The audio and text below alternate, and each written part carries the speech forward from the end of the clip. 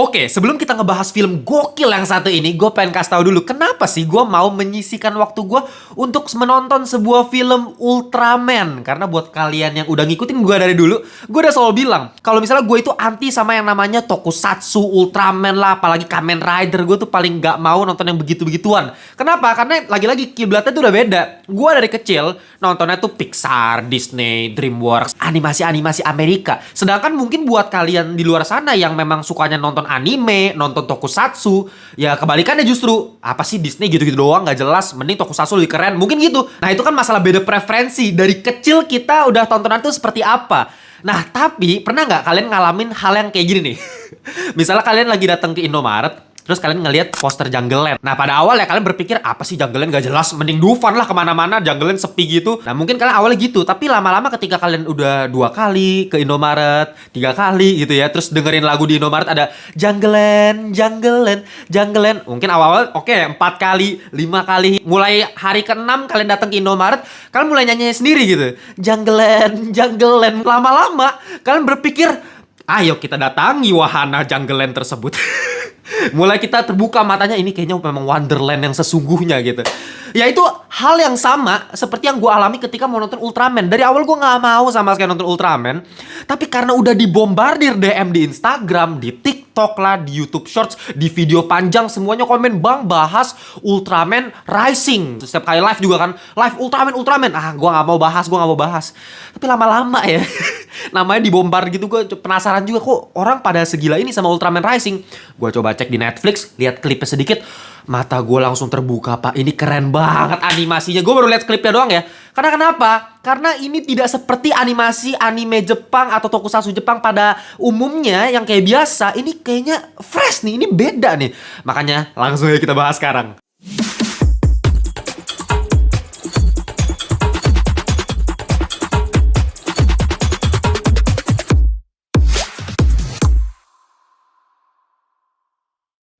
Welcome back to Ngelantur Indonesia. Skui nonton, skip, blow on. Jangan lupa kalian semua, kita kembali lagi di segmen review.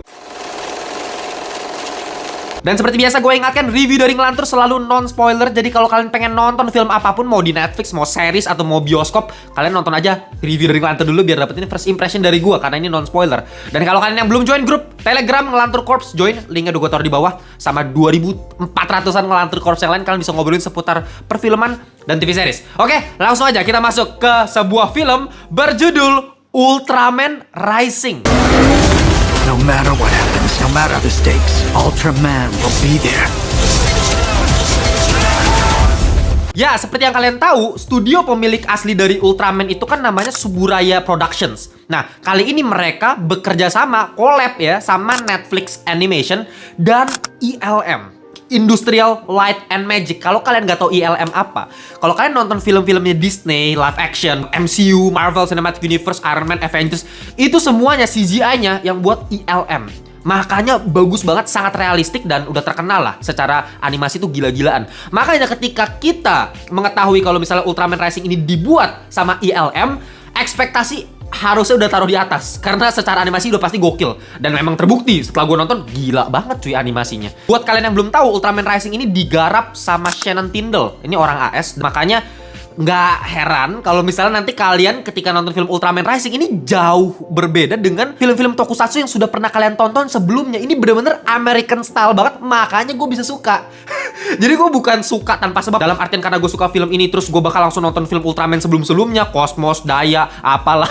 Nggak, gue nggak bakal nonton gitu, karena emang gue nggak suka. Tapi ini memang stylenya Amerika banget, dari segi plotline-nya, animasinya, nanti kita bahas satu-satu. Oke, mungkin gue bakal kasih tau gambaran singkat mengenai film yang satu ini. Ini nggak ada origin story mengenai Ultraman sama sekali. Jadi jangan harap ini kayak film-film superhero yang biasa, yang kayak origin story-nya nih, pertama kali kenapa bisa di Ultraman, dia datang dari planet mana, itu nggak dijelaskan. Pokoknya dari awal kita cuma tahu ada satu orang pemuda namanya itu Kenji Sato. Nah, Kenji Sato ini punya hubungan yang buruk sama ayahnya, dan dia merupakan seorang atlet baseball. Orangnya sangat egois, penyendiri, dan dia merupakan seorang Ultraman juga karena bapaknya Ultraman, dan dia mewarisi kekuatan dari bapaknya. Dia juga menjadi seorang Ultraman. Tapi konfliknya baru bermulai ketika ada satu makhluk kaiju yang muncul yang kuat sekali, namanya Gigantron. Nah, singkatnya terjadi pertempuran antara 3 sisi nih. Sisinya KDF atau Kaiju Defense Force yang memang bertujuan untuk melenyapkan semua kaiju yang ada.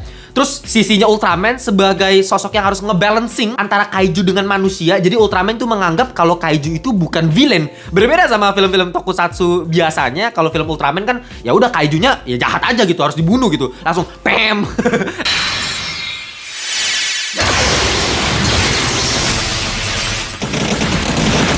Nah, kalau di sini ya Ultraman itu nggak mau ngebunuh kaijunya, tapi tetap harus melawan kaiju karena harus menyelamatkan umat manusia. Sedangkan sisi ketiga ya si Gigantron sebagai kaiju. Tapi di sini ternyata diperlihatkan si Gigantron ini membawa sebuah telur yang berisi bayi Gigantron juga. Tapi ketika Gigantron ini dianggap mati karena diserang abis-abisan sama KDF, akhirnya telur yang udah menetas menjadi bayi Gigantron itu diambil sama si Ultraman, sama sosok si Kenji Sato ini. Nah, dipelihara lah sama dia, dirawat sama dia, dan disitulah konfliknya dimulai, di mana si Kenji Sato harus menyesuaikan kehidupannya dia sebagai seorang atlet baseball, sebagai seseorang Ultraman yang harus menyelamatkan manusia, dan sebagai seorang pengasuh bayi kaiju yang notabene lawannya dia sendiri. Gitu, makanya hidupnya jadi stres. Tapi justru gara-gara inilah awal mula kehidupan dia dengan ayahnya yang awalnya renggang ya, jadi mulai membaik lah karena ada satu bayi kaiju ini yang mereka harus lawat bareng-bareng. Nah, mungkin ya secara formula penceritaan gak ada yang baru, gak ada yang spesial. Sebenarnya mirip-mirip aja sama semua film-film superhero yang lain gitu. Contohnya kayak pasti ada pahlawan yang harus bring balance, ya kan. Nah, ini kan Amerika banget. Kayak Jepang itu biasa nggak begini. Biasa Jepang ya baik sama jahat, that's it gitu kan. Nah, kalau Amerika biasa ada anti hero lah, ada anti villain. Bahkan nanti villainnya pun nanti dikasih motivasi di belakangnya, ada konteksnya kenapa dia jadi villain. Ya khas-khas Amerika. Nah, kayak karakter Ultraman di film ini kan dia harus bring balance gitu ya antara manusia sama kaiju. Dan kalau kita lihat film-film Amerika yang lain kayak Star Wars kan, Luke Skywalker bring balance to the force, atau misalnya Avatar The Last Airbender kan sama, bring balance, 4 elemen, dia harus menjembatani antara manusia dengan spiritual world. Terus ya kayak formula penceritaan karakter utama yang awalnya egonya tinggi banget, tapi di akhir cerita berubah menjadi seseorang yang lebih baik. Nah, itu kan lagi-lagi udah banyak banget film kayak gitu. Apalagi si Kenji Sato yang di awal ceritanya egois banget gitu orangnya, lama-lama bisa berubah. Berubahnya karena dia harus mengasuh bayi kaiju ini kan. Nah, bayi kaiju ini nanti yang namanya Emi itu lucu banget, gemes banget, gemoy. Dan kalau kalian inget lagi ya, gue lupa, tapi seinget gue di kepala gue tuh banyak banget film-film yang kayak gini, yang awalnya orang sifatnya jelek nih, buruk, tapi gara-gara ada orang lain yang datang ke kehidupannya dia, harus ada sesuatu yang masuk ke hidup dia yang awalnya dia nggak suka, tapi lama-lama dia jadi suka dan malah merubah karakter dia menjadi lebih baik. Itu kan banyak banget. Coba kalian tulis di kolom komentar kalau ada yang inget plot cerita film apa yang modelnya kayak gitu, karena gue yakin itu banyak banget. Bahkan banyak banget scene-scene yang mereferensi ke film-filmnya superhero Marvel. Contoh, kalau kalian inget di film Iron Man 3, ada scene yang ikonik banget di mana mansionnya si Tony Stark yang di pinggir pantai itu, pinggir tebing itu, diledakin kan, di misil kan. Itu scene percis dipakai di film ini. Atau misalnya karakter Ultraman yang gue dulu ketika gue nonton Ultraman ketika masih kecil, yang gue nggak terlalu suka juga, itu kayak gitu. Sedangkan di sini kok jadi sosok yang lucu, suka ngelawak. Ultraman selengean, beda sama Ultraman yang dulu yang kayak heroik banget. Ini beda gitu. Nah, karakter Ultraman yang suka bercanda lagi lawan kaiju, lu bayangin di tengah kota terus kayak gedung hancur dia kagak peduli, dia masih ketawa-ketawa aja. Itu kan mengingatkan kita ke karakter kayak Deadpool, Spider-Man, apalagi Spider-Man. Spider-Man kan setiap kali dia action pasti dia ada komedinya di situ. Itu dimasukin ke karakter Ultraman. Nah, tapi meskipun ini secara formula penceritaan kerasa klise, template, mainstream, udah banyak yang kayak gini, tapi ingat, cerita yang template ketika dieksekusi secara maksimal itu pasti menjadi bagus-bagus aja. Terutama untuk film Ultraman Rising, banyak banget momen emosional yang sangat-sangat menyentuh hati gue dengan masalah kekeluargaannya di situ. Jadi meskipun ini ngomongin action Ultraman, tapi ada plot keluarga yang menjadi daya tarik utama dari film ini. Ya, masalah antara karakter utama yang punya masalah dengan ayahnya, itu kan udah sering lah ya kita lihat. Tapi di film ini, dengan adanya konflik antara manusia dengan kaiju, bayi kaiju yang mereka harus rawat bareng-bareng, konteks dibalik itu ketika ibunya si Kenji Sato itu meninggal, sehingga si Kenji itu mulai nggak suka sama ayahnya, mulai benci, mulai ada distance gitu antara seorang ayah dan anak. Karena setiap scene itu punya konteks dibalik itu, gue jadi relate dan gue cukup tersentuh gitu. Apalagi ada beberapa momen yang hampir membuat gue nangis. udah menggenang air mata gue. Padahal ini film action kan. Ini action superhero yang bener-bener kayak buat anak-anak lu tonton gitu. Tapi gue bisa menggenang air matanya, men. Bahkan setiap karakternya ya, itu punya porsinya masing-masing secara pas gitu. Nggak ada yang berlebihan, nggak ada yang kekurangan. Kayak misalnya Profesor Sato sebagai bapaknya si Kenji Sato nih. Kenapa dia bisa dibenci banget nih sama anaknya? Dia punya masalah apa? Dia punya interest banget sama kaiju? Apakah dia nggak mikirin keluarganya? Itu dijelaskan secara enak banget gitu. Atau ibunya Kenji Sato yang muncul cuma sebentar doang di awal, itu udah memberikan konteks secara mendalam untuk keseluruhan ceritanya. Kenapa Kenji Sato jadi kayak gini? Dia maunya malas-malasan, dia maunya jadi atlet baseball doang, dia nggak mau nyelamatin orang dengan tanggung jawab sebesar itu. Tapi dia masih mau jadi Ultraman karena mamanya. Bahkan robot AI yang di sini kayak Jarvis lah. Kalau di Iron Man kan ada Jarvis tuh. Nah, di sini ada robot AI yang namanya Mina. Sebagai AI pun dia masih menjadi sosok yang mengasuh Kenji Sato, memberikan hal yang baik buat Kenji Sato, masih memberikan wejangan moral. Bahkan seperti yang udah gue bilang tadi, dari segi villain, penjahatnya, ada di sini namanya Dr. Onda sebagai ketuanya KDF. Nah, di sini kan dia bertujuan untuk melenyapkan semua kaiju karena dia benci banget sama kaiju. Kenapa? Karena ada motifnya. Lagi-lagi seperti biasa lah, karakter-karakter Amerika villainnya pasti dikasih motif di belakangnya biar nggak jadi kayak pure villain banget, tapi ada sisi baiknya juga. Seperti kata-kata di Joker, orang jahat adalah orang baik yang disakiti. Nah, itulah percis dimana gue lebih sukanya lagi, bukan hanya sekedar kayak anti villain sebenarnya, tapi dia bener-bener punya sisi moral yang bagus banget, yang baik banget, sehingga bisa gue bilang ini bukan villain sepenuhnya villain juga, bukan anti villain juga. Karena alasan dia kenapa dia mau melenyapkan kaiju make sense, sebagai manusia make sense banget alasan dia. Bahkan kalau misalnya anti villain lain model kayak Madara kan anti villain tuh, dia punya motif baik, tapi dia nggak punya rasa empati kan, emang jahat aja gitu Madara. Nah, kalau ini dia punya rasa empati, men. Ada satu momen dimana dia mau mengorbankan diri ya, bahkan dia suruh anak buahnya tuh, udah lu mundur aja, lu harus menyelamatkan diri. Itu kan berarti dia baik kan orangnya kan. Dan kalau nanti kalian nonton filmnya, di momen akhirnya dia harus ngeliat video keluarganya, itu emosional banget. Itu bahkan kita bisa mulai bias nih. Kok gue mulai jadi kasihan sama villain deh. Itulah villain yang luar biasa. Bahkan gue inget juga ada beberapa dialog yang mengindikasikan kalau Dr. Onda ini awalnya tuh benar-benar percaya banget sama Ultraman. Dia menganggap Ultraman tuh memang bring balance gitu loh. Dia harus melawan kaiju yang menjadi musuh utama manusia gitu. Dia percaya, dia ngomong ke Ultraman, gue percaya sama lu, tapi kenapa lu malah bantuin kaiju? Ah, itu kan secara moral ada dilema moral di film ini yang sangat-sangat nyaman untuk kita ikutin. Paling ada satu karakter yang gua sangat-sangat sayangkan kenapa ini nggak terlalu dieksplor, nggak terlalu terhighlight dengan baik di film ini. Namanya Ami Wakita, seorang jurnalis. Di awal film udah jelas, tapi di akhir tuh kayak nggak jelas ini karakter buat apa fungsinya. Meskipun gua tahu ini karakter sangat berperan penting untuk pendalaman pengembangan karakternya si Kenji Sato sebagai karakter utama kita. Dari yang egois, kenapa dia mulai mau terbuka sama bayi monster, dia mulai mau ngasuh dengan tulus? Ya karena si Ami Wakita, ketika dia ngobrol, Ami Wakita kan seorang ibu juga, dia punya anak dan dia ngasuh. Ada sulitnya, tapi ada senengnya juga. Kita bisa saling belajar satu sama lain. Nah, itu kan kata-kata dari Ami Wakita yang mulai merubah pemikirannya si Kenji Sato sebagai karakter utama kita. Perannya penting, tapi konklusi dia di akhir film menurut gue nggak terlalu jelas gitu. Sayang banget dia nggak dieksplor lagi, kayak bahkan dia udah nggak muncul-muncul lagi tuh di bagian akhir-akhir gitu. Cuman bener-bener jadi kayak figuran aja.